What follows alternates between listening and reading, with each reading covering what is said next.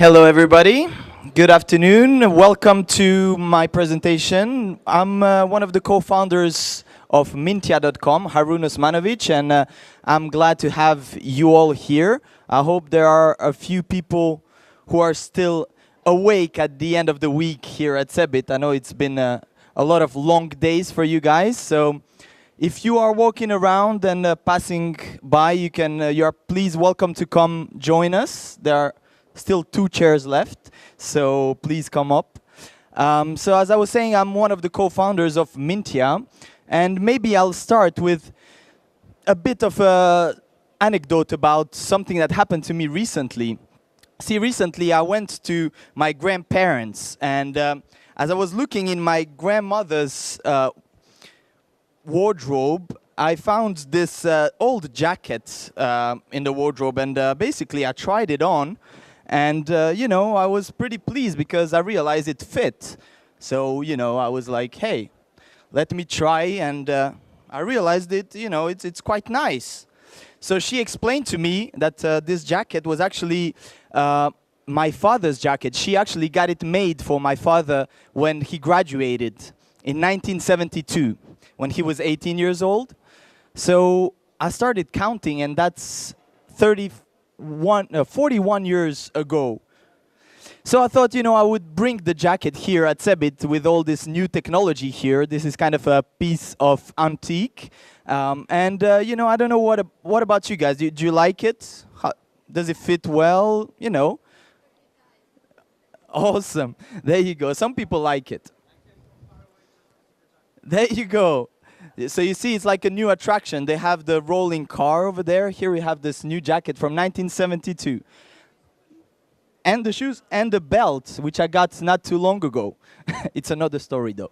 But basically, it's just kind of, it made me think, some things get better when they age. And recently I had a Sauterne, like a white wine from the south of France from 1976. And that was very good. It's probably the best thing I had since my high school girlfriend, and that kind of was a highlight of my last Christmas.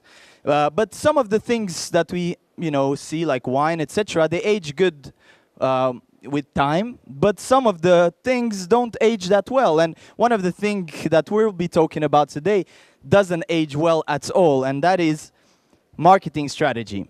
So how many business owners here? Do we have some business owners? Nope. 1, 2, 3 business owners over there. A few. Ask yourself the question, is your marketing strategy from 1972, like the jacket? Is your marketing team still using the tools and the methods from 1976, when those guys were picking up the grapes in south of France? And if the answer is yes, then you probably need to think of some changes. But basically today, we're going to be talking about one of the main change that is happening in the marketing industry. And Mintia is one of the front runners when it comes to implementing those changes. So recently, we've had an event, the biggest marketing event in the world. I don't know if any of you watched it. It's called the Super Bowl. Who watched the Super Bowl recently? Did you watch it? It was a few months ago. And, it's one of the biggest marketing events. So Super Bowl, for those of you who don't know, it's when about 20 American guys rumble up on a field, and they try to bring an egg-shaped ball to the other side of the pitch. Why is it such an important event in marketing? Well, you have millions of Americans and actually people from around the world watching it. And I don't know if it's because of the crowd in the USA, but when they have marketing breaks and advertisement breaks, they don't actually leave to go to the toilets, go to pick up a beer. They stay and watch those advertisements. And, it's very unique to have such a captive audience. When this happens in marketing, well, all you need to do is put your message out there. You can say, hey, this is our brand, we do this, buy us because we're the best. And you don't need to make too many efforts around it. But something interesting happened a few weeks ago at the last Super Bowl event, 25% of the brands used crowdsourcing to promote their company. So any of you familiar with crowdsourcing here? Some of the guys visiting on the side, familiar with crowdsourcing? Maybe crowdfunding. Someone knows about crowdfunding? All right, sir, can you give us a definition of crowdfunding?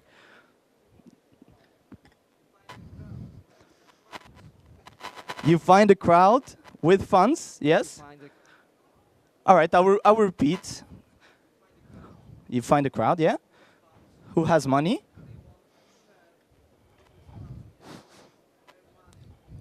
Exactly, they want to invest in your business so that they can make money and you can grow your business. Well, crowdsourcing is a bit of the same concept. So you use the crowd to help you on a project of yours. So you see, crowdsourcing, we just saw what it was, is quite of a new way to do marketing. And here are a few examples of brands that used crowdsourcing in their last campaign a few weeks ago for the Super Bowl.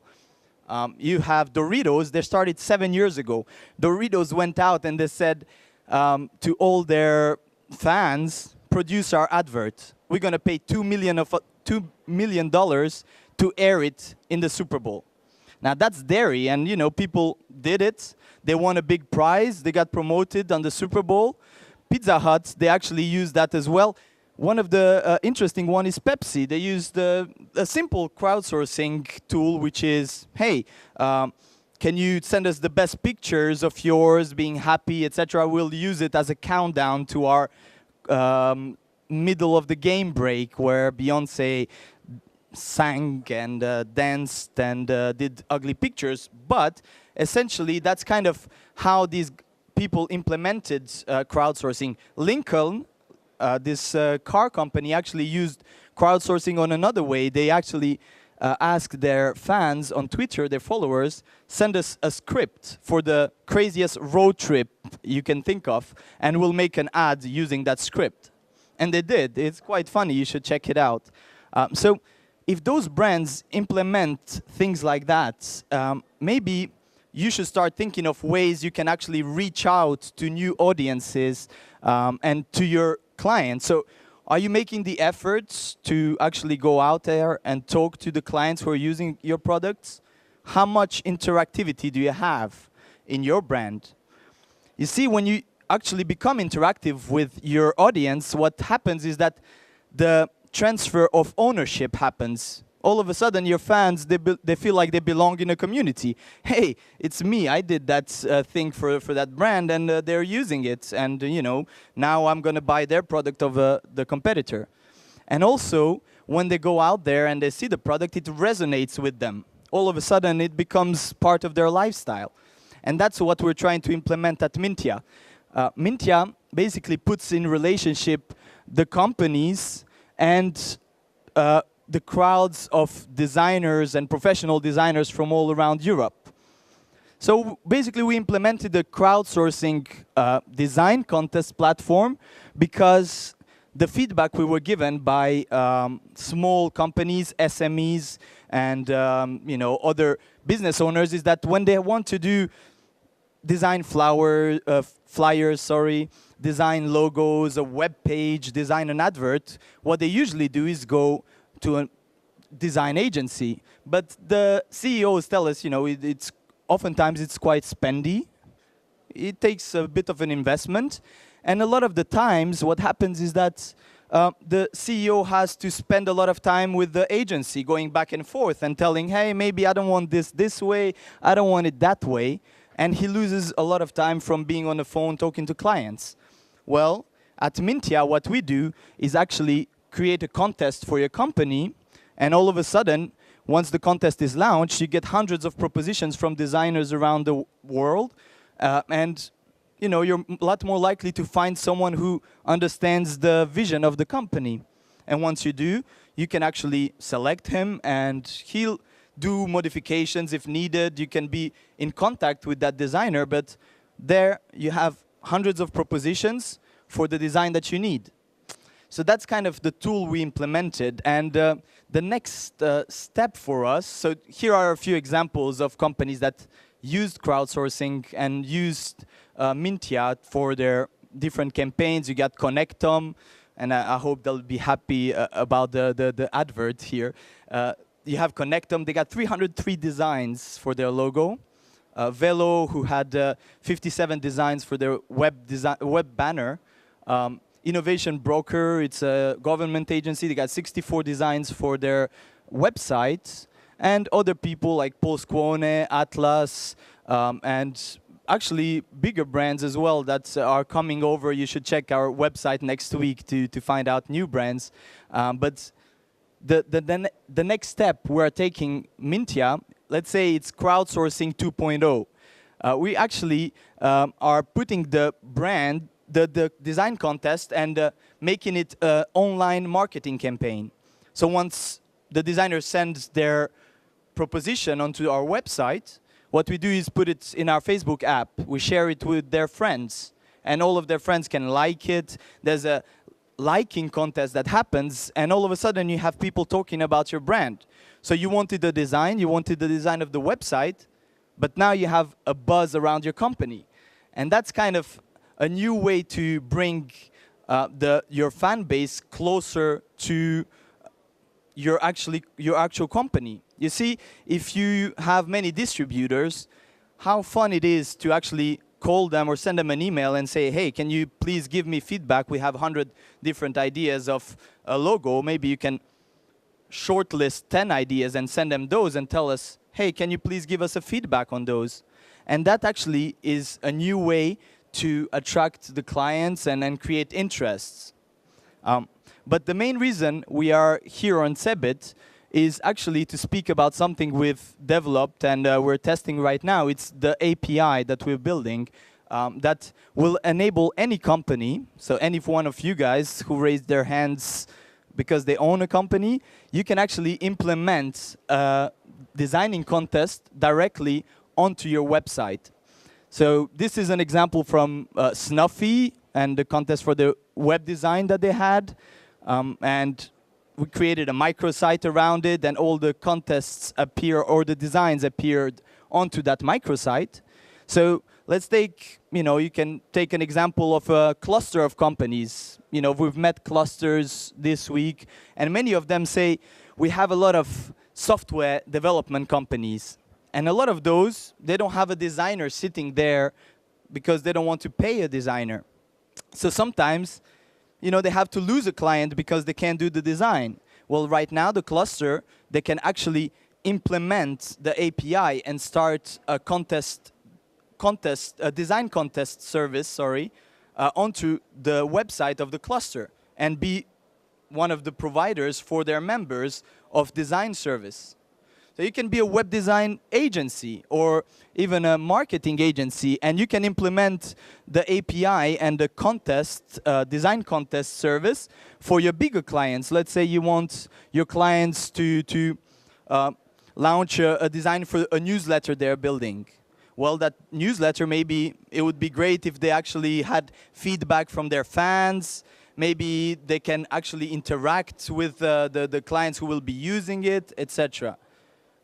Game development companies can actually implement the API so that they can create characters. We have universities. We're in contact with universities who want to implement it because essentially they have a lot of designers who study design, and they might want to offer them possibilities to earn money and increase their portfolio. So in essence, any B2B company can implement the API, and that's really the new way, or actually a new direction that the market is taking, and we're proud of being one of the front runners on that field. And we hope that there will be some of you guys who will, come and contact us for more information. Until then, I think my presentation is almost over. You can visit us Hall 5, booth A56. And before I run away, I must say that we have a crowdsourcing contest right now, and it's called Win a Lumia. So you can actually win a Lumia by doing the following. You can all you need to do is actually take a picture with googly eyes and, you know, print them. You can buy them at your local store. And a tagline, Mintia, you won't believe your eyes. You upload it onto the website www.mintia.com/winalumia. And the coolest picture will actually receive a phone through mail directly at their house with a few gummy bears if they want to. So that's the crowdsourcing contest that we're running right now. Please visit and go for a chance to win the phone. It's quite a good phone, I heard. And on that note, thank you for listening, and I hope you'll you know, send us an email saying hi, I'm interested, and if you're not really interested, you can say hi. Thanks for your time, and I hope we'll meet around the coffee and a beer. Have a good day. Thanks for listening.